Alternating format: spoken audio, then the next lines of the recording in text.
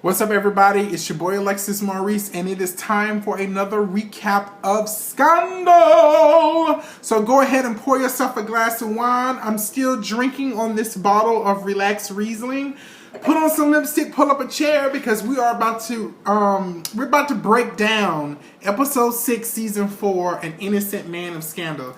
Things are actually starting to go ahead and piece together. So while I take my first sip, go ahead and like this video, share it on YouTube, Facebook, all of that stuff, because you know I'm trying to come on up. This is really good. I'm telling y'all, go try it. Relax Riesling. You'll love it. So we finally got the key out of Faith's stomach, or her esophagus, or whatever the hell the key was that Abby violated her constitutional right and sliced that girl open and stole that key. And the key opened up a locker full of pictures of Olivia. That absolutely makes no sense to me, and I cannot wait until we're able to see what Shonda is about to do. A locker full of pictures of Olivia that came from a man who used to be run the police force, who has some type of deal with Catherine, the dead girl. Well, Catherine is the dead girl's mom. I don't know. This is just crazy to me. I don't know what's going to happen, but we finally figured out what opened up that key. But let's get on to Olivia. So this episode's open with Olivia swimming in the pool, fantasizing about Jake and Fitz at the same damn time. So she having sex with both of them in two different... Olivia is a new type of hoe. She's a new type of loose woman. Girl, Shonda, you need to stop. You need to stop. Like, for real, for real. I'm sick of you making Olivia to be some type of loose woman. And that don't make no sense that she having a dream about having sex with two different people at the same time, but in two different settings. Child, that's some newfangled shit there. That is. I can't even deal with that. And then catch the symbolism. She in the pool all wet. So I bet you the floodgates had been open in that bed, and it was that bed was just drenched down, honey. And then you spoil the wet dream with her daddy. She wake up to her daddy or whatever. Then Fitz gonna come over to her apartment later on, bringing her proof that Jake was the one who sent the order for Tom to kill his son. Pictures and all kind of stuff like that. And he tells him, you don't know him the way that I know him. Olivia said, I know him. No, you don't know him the way that you know me. Blah, blah, blah, blah, blah. Fitz, sit your weak ass down somewhere. Fitz is weak to the point where Papa Pope then come to the office and basically convinced him to hand over Jake to him. We all know he ain't gonna do nothing but kill Jake, child. And then Papa Pope talking about, let me tame my dog, referring to these people, to these grown men, as if they're dogs, and he trained the dog, and the dog then bit him on the leg, child. So now he got to discipline the dog. Give me my dog back so I can discipline him. Ronan is crazy. That's a crazy ass man, child. But he played Fitz like a fiddle, and Fitz basically agreed to give him agreed to give Ronan Jake. Then Olivia intervened somehow, and then Fitz changed his mind or whatever. And so now President Fitz done took Jake back or whatever. Now Papa Pope is mad, and so he gonna go confront Liv at the pool. And so she basically told him, Daddy, I have tricks up my sleeves that you would never, ever, ever know or whatever. I am in control of this situation. And, Olivia was telling the truth, honey. It's the power of the pussy. The pussy is some powerful stuff. It will make men do crazy things. And, at the end of the day, Ronan, Papa Pope, you have no match. You are no match for a woman's kitty cat, your daughter's kitty cat, honey, because she got these men doing all the stuff that she want them to do. But let's move on. Abby, I told you once before, you should have quit. You need to quit that job because nobody respects you in that White House. You ain't got no clear job description because Cyrus said you do whatever he tells you to do. Fitz be disrespecting you, calling you Gabigail and Abigail and everything, Arlene, and all names with an A besides what your real name is. But you started stepping up just a little bit because you went to Fitz and you told him you mad. You mad because you the man that used to sleep with Olivia, but now you holding the man who's currently sleeping with Olivia hostage with your bloody knuckles. I'm gonna need for you to get things together. Or whatever. And then she told Cyrus, she did some research and come to find out, she told Cyrus, yeah, the leak is you, bitch. You and your BlackBerry that you don't let your male gigolo who hitting you from the back or whatever, done snoop through your phone. You giving him private bank accounts and cell phones and all kind of stuff like that. Let me find out that man be putting it down to you, beating your back out like that, Cyrus, then you giving him all the goods, honey.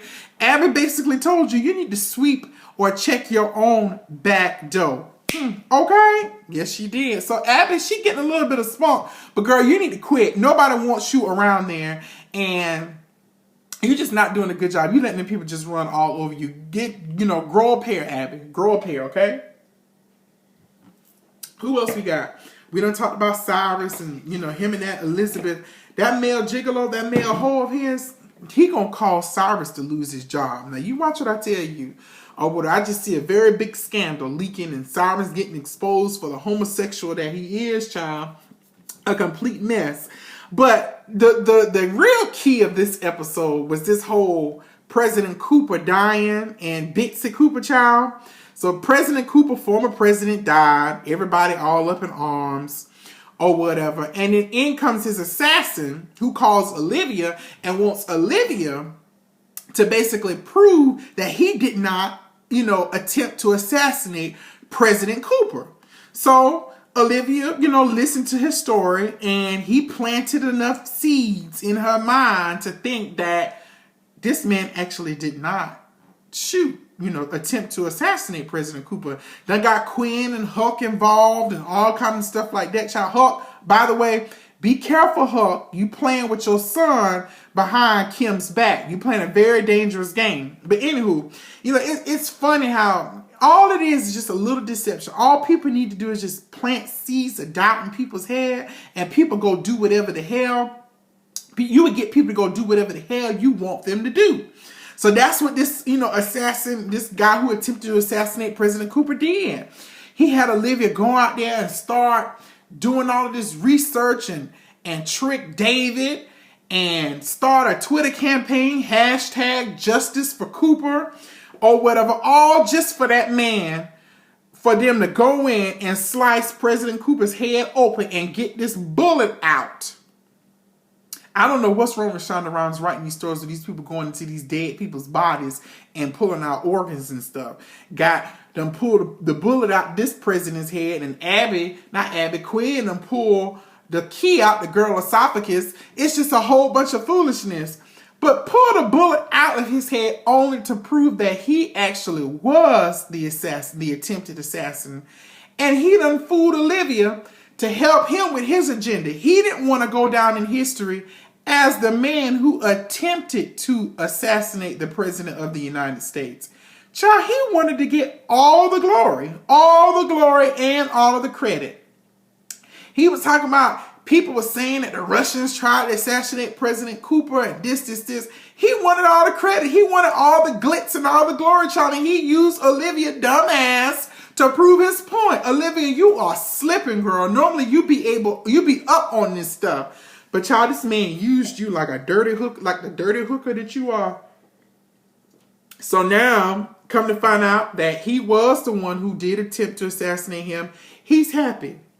He told Olivia he didn't want to be the coward or whatever who goes down in history, attempted to assassinate President Cooper. Now get him the damn electric chair. That's a crazy mother bloop. That's a crazy mother blinker. But child, who stole the show this episode was Miss Bitsy Cooper, honey. Now she's my type of girl. She reads. She told Melly, we bitches got to stick together. All I need you to do is just sit down, shut up, follow my lead, and if I need you, I'll get somebody to come fetch your ass. But let me plan my husband's funeral and you just sit down somewhere, child. She said, we bitches got to stick together. She, like I said, she my type of girl. She drinks, she smokes a little weed, she reads people every now and then, child, and she cusses. I love her. I love that type of old white woman, honey. But she said President Cooper was not the saint who everyone thought that he was, child. He screwed everything that had a pulse. Said he was screwing the secretary. She said she hired the most homely looking secretary in the world. And child, President Cooper used to screw her twice a day. Said she said, "Po lady, that's some shit though." Or whatever. You know, hats off to you women who know your husband is cheating, but you still stay there to hold down the house and take care of the kids and stuff like that. It really takes a special type of woman to do that type of thing. But she said she had to do it because she was the one running the country, child. She said her husband had ADD, child. Back then, we didn't know what ADD was or whatever. So, you know, she was the one running the country, negotiating peace treaties and, you know, strengthening the military reform. And, you know, she just did it all, honey. She lowered gas prices and, you know, digging for oil. And she just did it all. She ran the whole damn country. But she was sad because she's going to go down in history as the woman who told idiots not to litter. You know, her life just wasn't fulfilled. She was busy running the country behind closed doors, but people would never ever know that. And I actually kind of felt sorry for Miss Bitsy or whatever the case may be. But I like her. She was definitely the breakout star or whatever out of this particular episode or whatever the case may be. But I mean, it goes to show behind every good man is a good woman, or behind every man is a good woman. And she held the fort down. She held the country down because her husband couldn't do it by himself, child. But that's episode 6, An Innocent Man, season 4. I'm about to go watch episode number 7 and 8 and 9, 10. And I guarantee y'all I am going to complete every review until I am current on Scandal. All right? I'll see y'all later. Drink some wine for me. Bye, girl.